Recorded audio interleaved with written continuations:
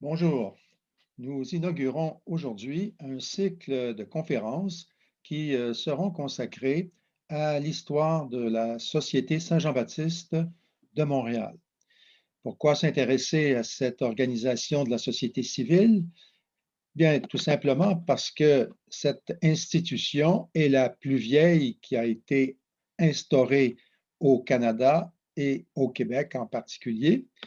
Cette institution a joué un rôle majeur dans le développement de la société québécoise et cette institution a servi à assurer la cohésion de la société québécoise en produisant des normes, des règles et des valeurs qui orientent les comportements individuels et collectifs. Elle a créé aussi les conditions de l'action collective en accumulant des ressources et en sélectionnant des leaders qui ont joué un rôle majeur dans l'histoire politique du Québec. Cette institution existe depuis 1834 et je dois ici peut-être situer le contexte historique dans lequel s'est créée cette organisation.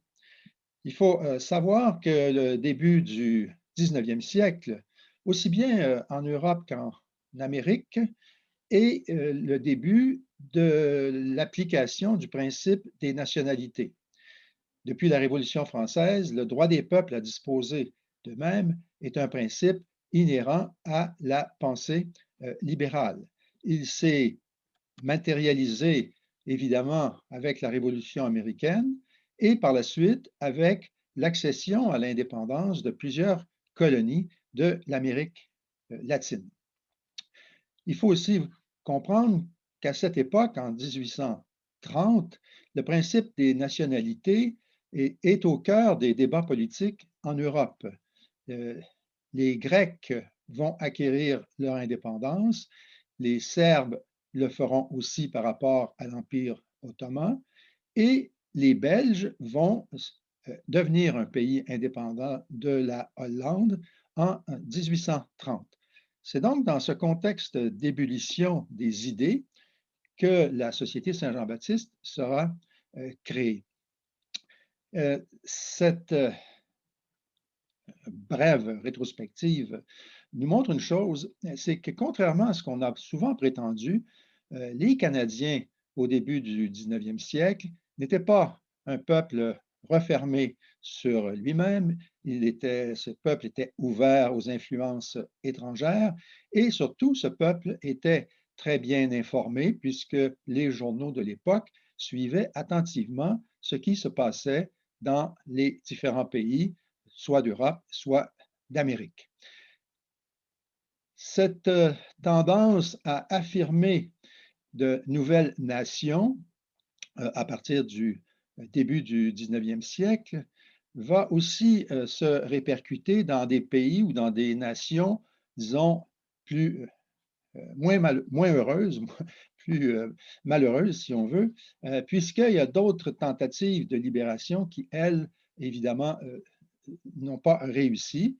On peut penser ici, évidemment, à l'oppression que vivent à cette époque les Irlandais et aussi les Écossais qui ont subi des échecs militaires importants au 18e siècle.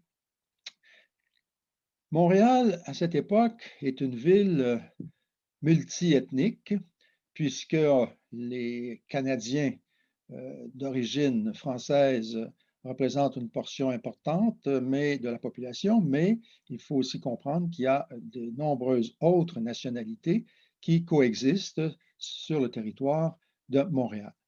Ce principe des nationalités va donc stimuler la création d'organisations qui veulent représenter les intérêts de ces différentes nations. Et donc, à la même époque, en 1900, en 1835, il y a une société qui est créée pour représenter les Écossais, c'est la Société Saint-Andrew. Quelques semaines avant la création de la Société Saint-Jean-Baptiste, les Irlandais se réunissent eux aussi dans une société nationale, la Société Saint-Patrick, et c'est de là qu'origine le fameux défilé des Irlandais de Montréal qui se produit au mois de mars. Donc, quelques semaines après cette fondation de la Société Saint-Patrick, l'idée de doter les Canadiens d'une fête nationale va aussi émerger. Elle sera développée par Ludger Duvernay et celui-ci va donc, pour la première fois, tenter de réunir les Canadiens sous une organisation patriotique qui va plus tard s'appeler la Société Saint-Jean-Baptiste. Alors, quelques mots pour dire qui était le fondateur de cette société, Ludger Duvernay. On peut le considérer, je pense, comme le premier intellectuel du Canada. Il a consacré sa vie à la diffusion des idées, puisqu'il était propriétaire du journal La Minerve, et son journal était l'expression du Parti patriote. Il est aussi celui qui a édité les premiers livres publiés au Canada. Et il faut savoir qu'il a été emprisonné à 3 reprises pour avoir défendu la liberté de presse. Et il a finalement été élu député en 1837. Mais il n'a jamais pu siéger au Parlement puisque, à cause des rébellions, il a dû s'enfuir aux États-Unis pour échapper à la répression militaire. Et donc, Duvernay s'est imposé dans l'histoire de la société québécoise par son esprit d'entreprise, son inébranlable détermination à bâtir des institutions qui servent son pays. Il était épris de valeurs démocratiques et toute sa vie, il a cherché à répandre les idées libérales dans le peuple. Alors, homme de conviction, Duvernay s'est battu pour l'indépendance du Bas-Canada et il n'a pas hésité à compromettre sa carrière et son confort pour vivre à la hauteur de ses idées. Alors, ce projet de créer une société pour défendre les intérêts du peuple canadien va être annoncé publiquement dans La Minerve du 24 avril 1834. Et là, Duvernay lance un appel pour la constitution de sociétés patriotiques. Je vais vous lire cet extrait qui est la base, l'inauguration de la Société Saint-Jean-Baptiste. Je cite, « Formons des sociétés patriotiques qui soient comme le foyer d'où sortiront les lumières qui doivent guider nos compatriotes. Que dans les cités, les vrais patriotes se rassemblent dans un local désigné et que là, dans le calme et la réflexion, on discute des meilleurs moyens pour remédier aux maux que nous prévoyons. Que les membres les plus éclairés se présentent à chaque réunion avec un discours pour proposer à leurs concitoyens de nouvelles idées, ranimer le feu sacré de l'amour de la patrie, éclairer les conduites de nos gouvernants et louanger ceux qui défendent nos droits. Que cette association patriotique se propage dans les villages, que de nombreuses ramifications s'étendent jusque dans les campagnes, y portent la sève précieuse de l'amour de l'indépendance et qu'en éclairant les habitants, elle leur inspire les meilleurs moyens de la conserver. On voit ici bien affirmer les deux objectifs que vise Duvernay par la création de la Société Saint-Jean-Baptiste, en faire un outil de promotion de l'indépendance et éclairer les citoyens pour rendre le peuple meilleur. Alors, cette idée de fête nationale va s'enraciner progressivement et Duvernay, pour mettre sur pied une organisation qui va surveiller les festivités et les organiser surtout, va fonder le 8 mars 1834 à l'Hôtel Nelson une première organisation qui va s'appeler Aide-toi et le ciel t'aidera. Cette ce titre, cette appellation s'inspire d'une société semblable qui existait en France à la fin des années 20 du 19e siècle. Cette société française, je le rappelle ici, est fondée ou est liée, en tout cas, à la franc-maçonnerie. Et donc, cette hypothèse selon laquelle Duvernay aurait été influencé par la franc-maçonnerie trouve un certain fondement sur le plan empirique. Alors, qu'est-ce qui se passe dans cette société qui est le creuset de la Société Saint-Jean-Baptiste? Eh bien, il y a des réunions le premier samedi de chaque mois, et dans le cadre de ces réunions, un orateur présente un texte, un essai politique ou littéraire. Ce qui est intéressant aussi et qui montre l'influence de la franc-maçonnerie, c'est que les participants à cette réunion s'engagent à garder le secret sur les discussions et les idées qui étaient exprimées.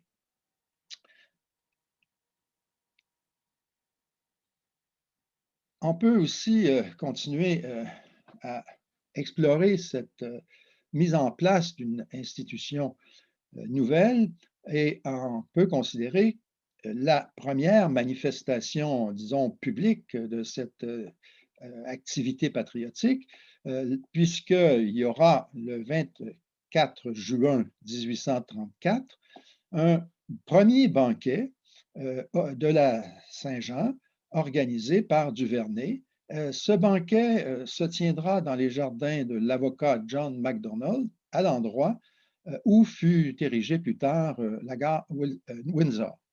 Une soixantaine de convives vont répondre à l'appel de Duvernay et parmi, disons, les plus connus, on y retrouve Georges-Étienne Cartier, Louis-Hippolyte Lafontaine, Charles-Ovid Perrault, le docteur Edmond O'Callaghan. Donc, on voit bien ici qu'il y a des participants qui sont à la fois canadiens et irlandais. Cartier, Georges-Étienne Cartier, va entonner pour la première fois une chanson qu'il a composée qui s'intitulait Au Canada, mon pays, mes amours. Fait intéressant aussi, ce premier banquet était présidé par le maire de Montréal, Jacques Vigée.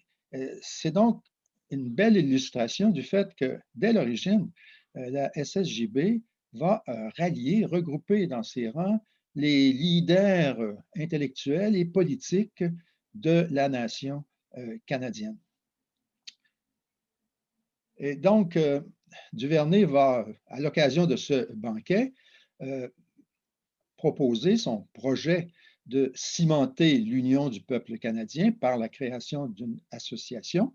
Et dans son discours, il va lancer un toast en l'honneur du peuple, source primitive de toute autorité légitime. On voit bien ici qu'il se réfère directement au principe du droit des peuples à disposer d'eux-mêmes et qui conteste en réalité le régime monarchique britannique, puisque si le peuple est source primitive de toute autorité, le roi ne peut pas détenir ce pouvoir. Donc, il dote, il est celui qui va être le maître d'œuvre de cette fête nationale qui va se perpétuer comme symbole de notre continuité historique, puisque aussi depuis le début de la colonie française, on fêtait la Saint-Jean au Québec en allumant des feux le long du fleuve Saint-Laurent. Et aussi, fait intéressant, à l'occasion de ce premier banquet, Duvernay va proposer d'adopter la feuille d'érable comme emblème national du Canada. Voilà donc pour la première manifestation publique de l'existence de cette organisation et de ce projet de célébrer le peuple canadien. En 1835, une autre célébration aura lieu. Celle-ci aura lieu à l'hôtel Rasco et il y aura à ce moment-là plus d'une centaine de participants qui vont participer au banquet présidé par Denis Benjamin Vigée. Fait aussi intéressant, en 1835, On va, après le repas, chanter la Marseillaise et Duvernay va, dans ses discours qu'il fait à chaque occasion, exprimer son espoir de voir apparaître une patrie républicaine. Alors voilà aussi un autre élément important de la pensée des patriotes, l'idée que le régime politique doit être un régime républicain et on voit ici l'influence aussi de la France. Alors, je cite Duvernay qui exprime cette idée de patrie républicaine. J'ouvre les guillemets. Peut-être un jour notre habitant paisible se lassera-t-il du joug pesant du roi. Donc, il incite en quelque sorte à la libération du principe monarchique. En 1836, il y a aussi un banquet qui est organisé. Et à ce moment-là, on va célébrer le mouvement national irlandais, puisqu'on va chanter les louanges de O'Connell, qui est le libérateur de l'Irlande. On va aussi parler de l'indépendance des Américains et on va montrer que les patriotes, dans leur travail à la Chambre d'Assemblée, à l'Assemblée législative, représentent fidèlement les intérêts du peuple canadien. En 1837, la célébration de la fête nationale va connaître des dissensions, puisque à ce moment-là, le mouvement patriote est divisé entre deux factions, une qui est plus radicale et qui incite à prendre les armes, et une autre qui est plus modérée. Donc, il y aura deux banquets à Montréal. Le premier présidé par Denis Benjamin Vigée, qui réunissait les partisans de Papineau, qu'on peut classer comme dans la tendance radicale, alors que le deuxième se réunit sous la présidence de M. Audry avec M. Bédard, Parent et Cuvillier. Et bon, on voit déjà ici que ces leaders dits du mouvement patriote, plus tard, vont être plutôt des collaborateurs du régime britannique. Alors, évidemment, les rébellions de 37-38 vont interrompre cette jeune tradition puisque les leaders patriotes doivent s'exiler aux États-Unis. Aux États-Unis, Duvernay va tenter de maintenir cette jeune tradition à Burlington en 1839, mais ça n'aura pas autant de succès et d'importance, puisque là aussi, en exil, les patriotes sont déchirés entre l'idée de combattre par les armes en envahissant le Canada ou de chercher, avant de le faire, de chercher des appuis soit aux États-Unis ou soit en France. Alors, ceci nous oblige à considérer qu'il y aura une deuxième fondation de la Société Saint-Jean-Baptiste et il faudra donc attendre que Duvernay revienne d'exil pour relancer ce projet d'organisation qui représente les intérêts de la nation. C'est d'autant plus important après l'échec des rébellions et l'imposition de l'acte d'union qu'à partir de ce moment-là, les leaders du Parti patriote sont dévalorisés, déconsidérés, ils sont en exil. La société canadienne n'a plus ce qu'on pourrait appeler ses leaders naturels et il y a l'Église qui va s'imposer comme source de pouvoir au sein de la société canadienne, dans la mesure où l'Église catholique a toujours collaboré avec l'occupant, a toujours tenté de freiner les ardeurs patriotiques et donc elle prendra le leadership de la société canadienne puisque à cette époque-là, ce qu'on pourrait appeler le leadership civil est dévalorisé. Duvernay va donc revenir d'exil et il est toujours plus convaincu que l'unité des Canadiens français, comme on s'appelle à partir de 1840, que cette unité des Canadiens français est nécessaire et qu'elle doit être construite à l'intérieur d'une organisation non partisane, puisque les partis politiques ne peuvent plus avoir une autonomie d'action. Les partis politiques représentant, je veux dire, les intérêts des Canadiens ne peuvent plus avoir d'autonomie d'action parce que dans le cadre du Canada uni, le peuple canadien est mis en minorité sur le plan de sa représentation législative.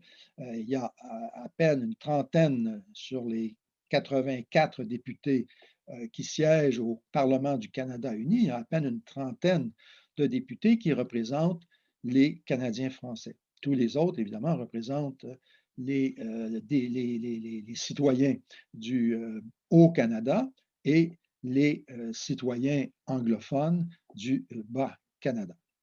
Donc, il n'est plus possible d'avoir une organisation politique qui soit au service de la nation canadienne. Ces partis, maintenant, vont surtout servir les intérêts du Canada uni et non plus les intérêts du Bas-Canada. Alors, c'est donc dans ce contexte politique que Duvernay reprend le flambeau et va convoquer une assemblée de refondation le 9 juin 1843 dans les salons du marché Sainte-Anne pour préparer la fête de la Saint-Jean. Alors, c'est à partir de 1943, donc, qu'on va réorganiser sur une base permanente cette société Saint-Jean-Baptiste. On va donc commencer à penser à préparer des statuts et règlements, et ceux-ci seront adoptés dans le cadre d'une assemblée générale. Il y a évidemment des changements majeurs qui vont se produire dans les orientations de la Société Saint-Jean-Baptiste. On l'a vu précédemment, le but à l'origine était de promouvoir l'indépendance du Québec et de favoriser l'éducation populaire. Parce que c'est par les Lumières qu'on peut se libérer des préjugés, c'est par la connaissance qu'on peut comprendre les intérêts du peuple. Donc, cette préoccupation de l'éducation n'est pas propre à Duvernay, c'était un objectif que visait aussi le Parti patriote. On avait essayé, disons, au début du 19e siècle, de créer des écoles laïques. La laïcité était un des principes de base du mouvement patriote. La séparation du temporel et du spirituel, la séparation de l'Église et de l'État était un des objectifs que visaient les patriotes au Canada. Et on avait voté une loi pour mettre en place des écoles financées par l'Assemblée législative. Mais ce projet va être, disons, enrayé, bloqué par l'Église qui, elle, va essayer de prendre le contrôle des écoles dans les rangs ou dans les villages. Donc voilà, dès le départ, cette idée-là, les patriotes la soutenaient, à savoir un système d'éducation laïque pour éduquer le peuple. Cette idée-là va évidemment être poursuivie après 1840, après l'imposition de l'acte d'union, mais c'est la Société Saint-Jean-Baptiste qui va se fixer ce mandat de rendre le peuple meilleur par l'éducation. Et donc, à partir de ce moment-là, on voudra se libérer par l'acquisition de connaissances. Un autre objectif qui va apparaître et qui était moins évident dans la première association, c'est de soutenir ses concitoyens, c'est de développer une politique caritative pour venir en aide à ceux qui subissaient les contre-coups du sort. Et ça, cette idée-là a été développée aussi par Duvernay parce que celui-ci avait connu en exil la misère. Il avait connu le dénuement et il avait aussi essayé d'aider ses compatriotes en exil avec lui qui étaient dans des états financiers plus périlleux. Donc, cette expérience personnel va l'inciter à poursuivre cette mission de société caritative pour venir en aide aux Canadiens français. C'est un désir d'entraide mutuelle qui va persister jusqu'à aujourd'hui, puisqu'il y a encore une branche de la Société Saint-Jean-Baptiste qui est constituée par une compagnie d'assurance. Alors, évidemment, ce n'est pas le même état d'esprit qui va présider la deuxième fondation. Les patriotes qui reviennent d'exil doivent s'insérer dans un jeu d'alliance où ils ont perdu toute autonomie. Ils ne peuvent plus avoir des institutions qui reflètent adéquatement les intérêts de la nation canadienne. Donc, on va avoir ici une transformation, on va assister à une transformation de l'idéologie dominante, puisque on sait qu'avec les patriotes, le nationalisme avait une dimension essentiellement politique. Ce nationalisme visait à construire un pays indépendant, républicain et laïque. Ce n'est plus le même projet après 1840, puisqu'à ce moment-là, pour faire ce projet, il fallait compter sur une majorité de députés à l'Assemblée législative. Et donc, après 1840, on va assister à un virage vers un projet de survivance culturelle de la nation. La nation canadienne-française va à ce moment-là se replier sous le leadership de l'Église et va adopter comme ambition de préserver la langue, la religion, la culture et les traditions. Donc, cette élite patriotique va être obligée donc d'accepter, de faire allégeance au régime de l'Union et donc va progressivement délaisser son projet d'indépendance nationale pour tenter de défendre l'identité canadienne-française dans le cadre des institutions britanniques. Autrement dit, si les patriotes étaient orientés par des objectifs révolutionnaires, par la suite, ils vont être plutôt orientés par des objectifs, disons, réformistes, en cherchant à tirer le meilleur parti possible des institutions britanniques. Alors ça, c'est un effet, évidemment, de la mise en minorité politique du peuple canadien. Cette mise en minorité politique a aussi pour effet d'engendrer des dissensions, des conflits au sein même de la nation canadienne-française, puisque ces leaders vont se partager par la suite entre le Parti conservateur et le Parti libéral. Donc, la nation, dans le cadre du Canada uni, se divise. Et à ce moment-là, l'idée de Duvernay, c'est d'utiliser une société patriotique comme la Société Saint-Jean-Baptiste pour réunir en dehors des cadres partisans, pour réunir les chefs de file de la nation. Alors, ce qui change évidemment dans l'organisation de la fête nationale, il y a des symboles qui vont se manifester qui n'étaient pas présents lors des fêtes nationales organisées en 1834, 35, 36. Alors, la première chose qu'on voit apparaître, évidemment, c'est l'emprise que le clergé va désormais exercer sur l'organisation de la fête nationale. D'abord, on introduit dans le protocole de la fête, on introduit la tenue d'une messe solennelle, ce qui ne se faisait pas du tout avant 1840. L'archevêque de Montréal va aussi doter la société d'un aumônier qui va donc présider, être présent dans les réunions de la société.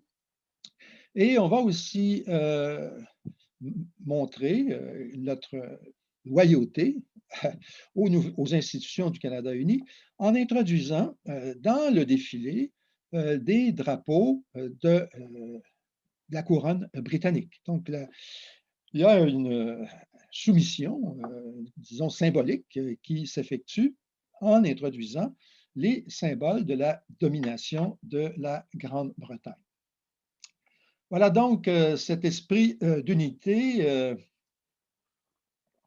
dans le cadre du Canada uni, va induire évidemment un esprit de modération pour éviter que les divergences s'accroissent. On va donc favoriser l'uniformité des prises de position. On va essayer de développer une stratégie de pondération, de modération des ambitions pour ne pas, évidemment, attirer la répression des gouvernants britanniques. Alors, c'est à partir donc de ce moment qu'on va assumer ce changement symbolique qui est aussi un changement de culture politique. Et ces changements symboliques, Duvernay les décrit dans, dans la décoration, par exemple, on ajoute, parce qu'auparavant, la décoration du banquet était essentiellement consacrée à des feuilles d'érable, symbole du Canada.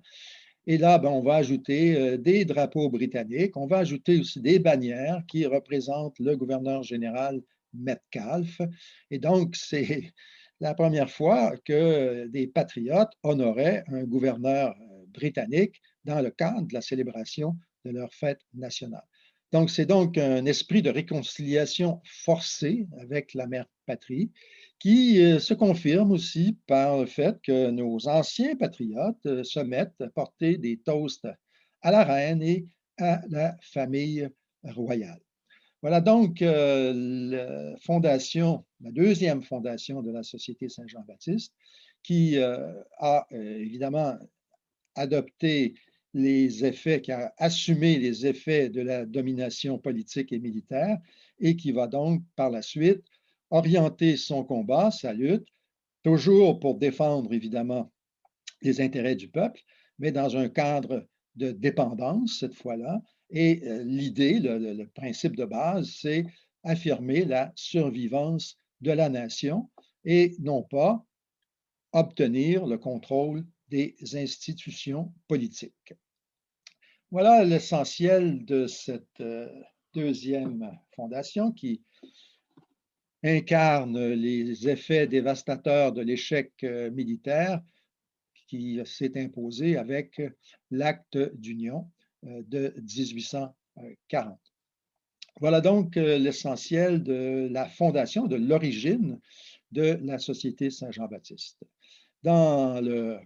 Pour la prochaine conférence, je vais vous exposer l'évolution de cette organisation à partir de 1867, l'adoption de la Constitution qui prévaut toujours au Canada.